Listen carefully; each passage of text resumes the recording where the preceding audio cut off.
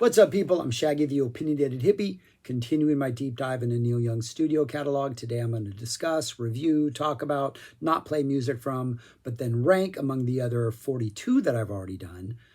Neil Young's 34th official studio album, Psychedelic Pill. This came out in 2012. It is with Crazy Horse.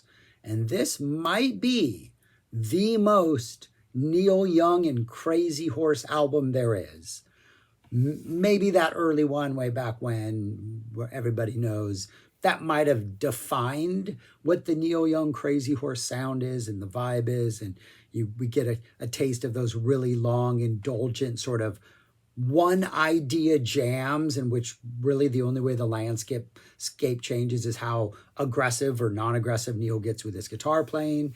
Very little variation in the Crazy Horse rhythmic section. There's definitely no extreme left turns or right turns or U-turns. We fall into almost this like mantra inducing hypnotic type rhythm a lot of the time. This is that to the nth degree. In fact, the very first song on here, so the band had not made an album with Neil Young, Crazy Horse, since Greendale. So it'd been 10 years, 9 years. So he calls them up, they do Americana, calls them up again, they get back together to jam on this new stuff. And the first track on here, Drifting Back, 28 minutes long. What I gather is the story is this. They show up, Neil's like, hey, this is one of the songs I'm working on. Here's the chord changes, not very many. I got some lyrics I'm going to sing. Let's go. And they go. And that apparently is what we get on this album. Is the first take of them jamming on a song, and it goes for 28 minutes. There is no editing on this album. Like these jams, I would imagine that like things like Cortez the Killer or Like a Hurricane or your other more epic Neil Young Crazy Horse things or non-Crazy Horse things, there are longer versions of those that exist that were probably edited down to, make something a little more succinct and powerful.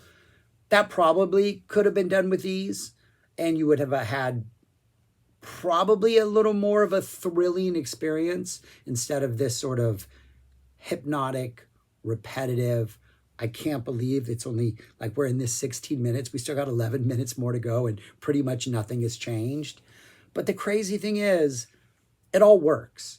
And it works because the lyrical content helps it. There's an entire vibe to this that kind of sells it. Neil is committed to this. The title is perfect, Psychedelic Pill. You take the pill, and Neil's pill seems to be nostalgic based. Whatever is happening to his body physiologically, nostalgia is seeping in there a lot.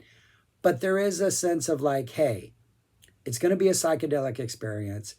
Kick back, take your sandals off, lay back on the couch. Don't plan on going anywhere for a while.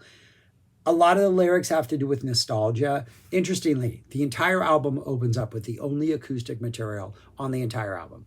2 discs, it's about 90 minutes long. Like 8 songs with a very, very, very unnecessary alternate mix of the title track, which kind of ruins the sequencing at the end of the album.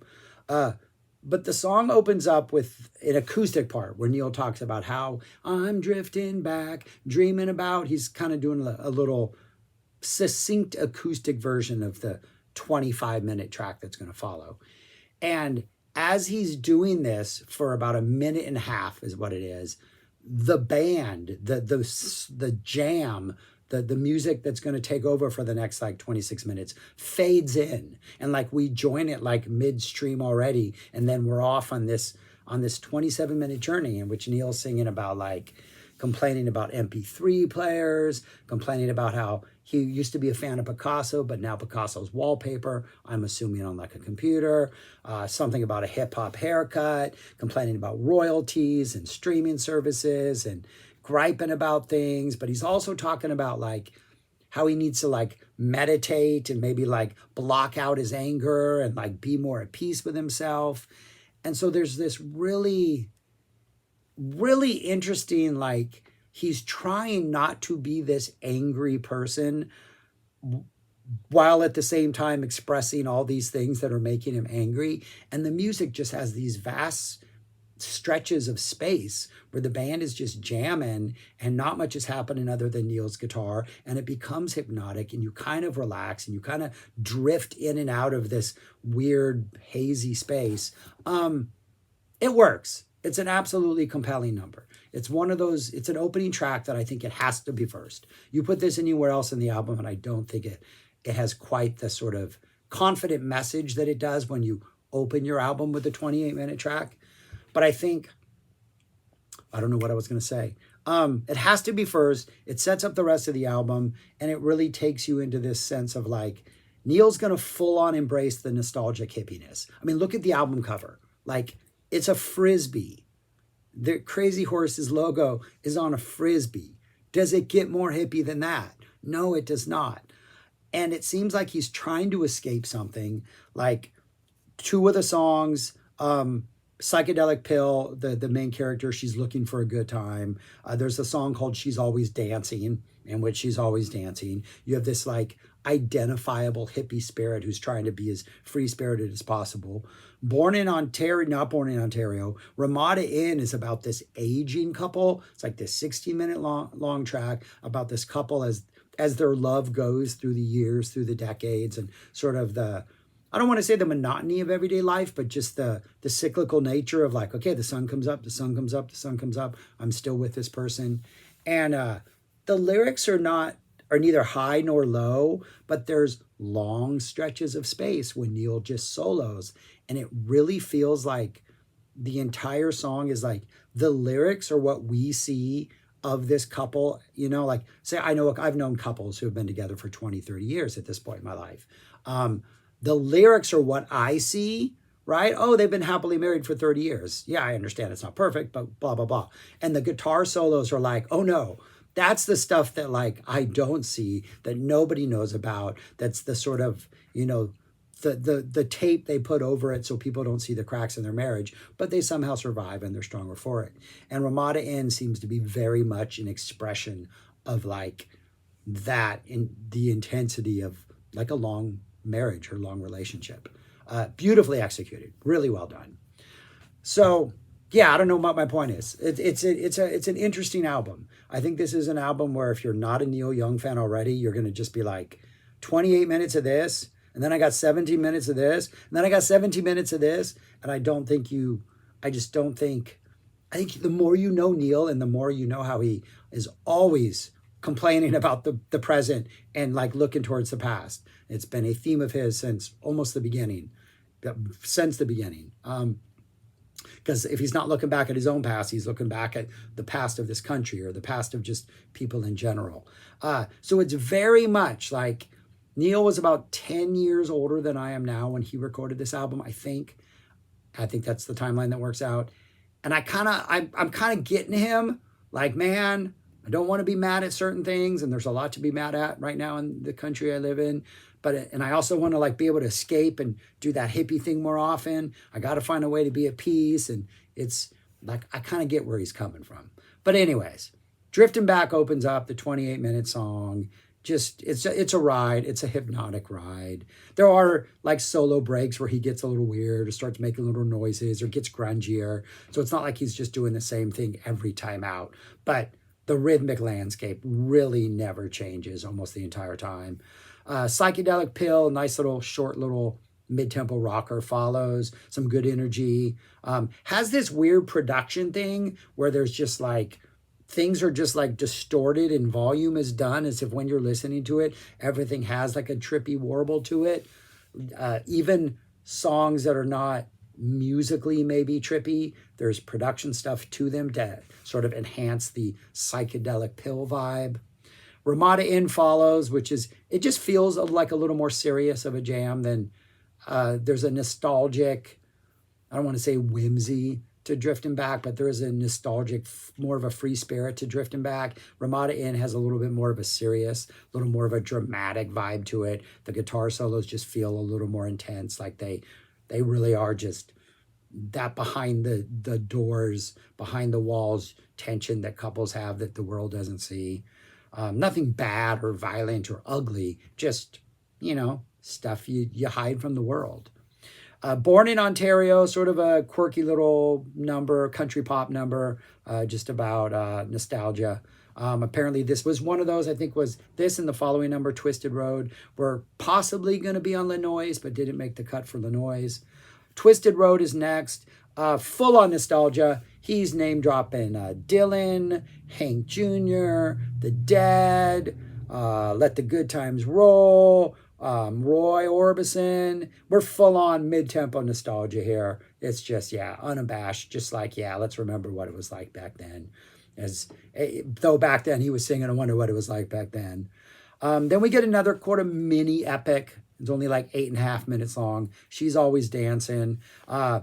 We get like Neil doing some vocals, like a cappella, like studio stuff. And then just like on Drifting Back, the jam fades in under that, like an already in progress mid-tempo jam. And this is about somebody who likes to burn on the edge. Apparently, I guess it's better to burn out than to fade away, but that's what she's doing. And there's something where Neil's maybe wants to be her again, or maybe knows the danger she's in, or maybe understands the need for it at this point in his life. But yeah, it's a song that takes its time, that enjoys itself. It's about a free spirit. It's an interesting little song. Then we get For the Love of Man, which was on Summer Songs. Dates back to, there's a version of that from like 86, 87. That was in Archives 3. Slower ballady number. And then finally, what should be the last song, if not for this ridiculous alternate mix of Psychedelic Pill, which appears after the song. Just stop after this song. 16.5 minute Walk Like a Giant, which just, yeah, it based around this, or at least over and over again, you get this little tease of a hey, hey, my, crunchy, heavy riff. Dun, dun, dun, dun. I mean, you get that, but then they go away from it. It's definitely about, again, nostalgia. We used to walk like giants. It's got this just grinding, noisy. There's this weird whistle thing that repeats, almost like carefree, but we're not talking about things that are carefree. It's about how we were going to save the world, but we're not. We used to walk like giants. And then the ending of it, it's like 6.5 minutes, but the last 4 minutes, the thing just falls apart like a machine, just kind of grinding to a halt. Like the drums get slower and just random stuff starts happening. It's really kind of cool, and not what, almost the exact opposite of like his arc weld endings, where it was like just as much noise as you can get. This seems to be like, let's deconstruct it with as little noise as we can and let it just kind of fall apart. Really cool ending. Great way to end this album. Start off, come in with the acoustic stuff after, and then 1.5 minutes, fade out with the stuff just falling apart after 4. All of it works. I mean, these guys are in their 60s when they're doing this, right? It's got to be what they physically felt like to create this, and then just like at the end of it want to fall apart. Like my age is helping me really connect to this album, and especially, look in the title of this this channel, The Opinionated Hippie. I'm connecting with the hippie vibes that Neil's tapping into very much on this album. Yeah. However, I'm going to rank it because that's what I do. How would I rank the songs? The songs I would rank like that. I'm giving Drifting Back number 1 just for endurance, if nothing else. Yeah, 28 minutes. And to be honest, I don't get tired. I understand there are moments where I'm like, okay, we still got like 15 minutes of this, but then I'm not.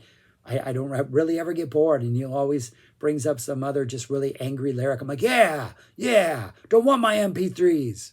So it's a good listen. Yeah, so then I have the other long ones coming after that. Walk Like a Giant, amazing. Rada Ann, amazing. She's Always Dancing, amazing. And then the shorter ones follow after that. I did not put the alternate mix on this list because it should not be on that album at all. Just no. Just I'm going to say no to it.